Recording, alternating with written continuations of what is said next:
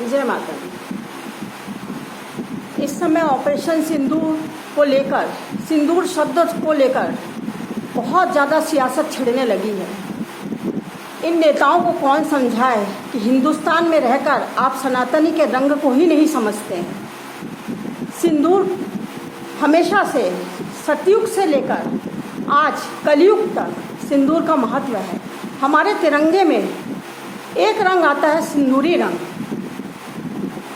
उगते हुए सूर्य उसी रंग में प्रकट होते हैं और अस्त भी होते हैं तो उसी की लालिमा लिए हुए अस्त होते हैं। हवन की अग्नि प्रज्वलित होती है तो सिंदूरी रंग में ही प्रज्वलित होती है, लालिमा लिए हुए। और चिता की अग्नि भी जब जलती है तो उसी रंग में प्रज्वलित होती है, सिंदूरी रंग और लालिमा लिए हुए। और जवानों का जब खून बहता है इस देश के लिए तो उसका रंग भी लाल होता है। जिन मासूमों को मारा गया है उनका भी लहू का रंग लाल था। और सबसे मेन बात ये थी कि उनसे धर्म पूछकर मारा गया। इसीलिए इस ऑपरेशन का नाम धर्म को देखते हुए सिंदूर के नाम से लगाया गया है। सिंदूर शब्द का बड़ा महत्व है।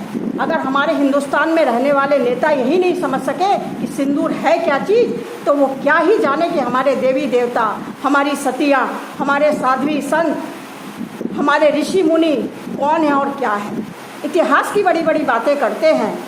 अरे कम से कम ये तो सोचिए कि हमारे बीच हमारे प्रधानमंत्री जैसा एक आम लोगों से चुना हुआ इंसान जो प्रधानमंत्री के पद पर बैठा है, उनकी माँ ने उन्हें कितने ही अच्छी शिक्षा दी होगी, कितने ही अच्छे संस्कार सिखाए होंगे, कितने ही गहराई से उन्होंने इस आध्यात्म का ज्ञान लिया होगा, तब जाकर उन्होंने इस ऑपरेशन का नाम ऑपरेशन सिंदूर रखा है। और रह गया सेनाओं पर उंगली उठाने की बात, तो देश के किसी भी नागरिक को यह अधिकार नहीं है कि वो सेना पर उंगली उठाए। आज सेना है तो पूरा देश सुरक्षित है और हमारी सेना हमेशा से निस्वार्थ इस देश के लिए लड़ती आई है और हमेशा लड़ती रहेगी। जब सेना में जाते हैं तो लोग सब धर्म से ऊपर चले जाते हैं। उनका सिर्फ एक ही धर्म होता है, वो है मातृभूमि के प्रति अपने कर्तव्य निभाने का धर्म। इसीलिए सेना को मेहरबानी करके नेता लोग धर्म के नाम से ना घसीटे तो ज़्यादा अच्छा है। ना ही नेता, ना ही आम जनता, ना ही कोई भी भारत के किसी भी व्यक्ति को ये अधिकार नहीं है कि वो सेना पर उंगली उठाए।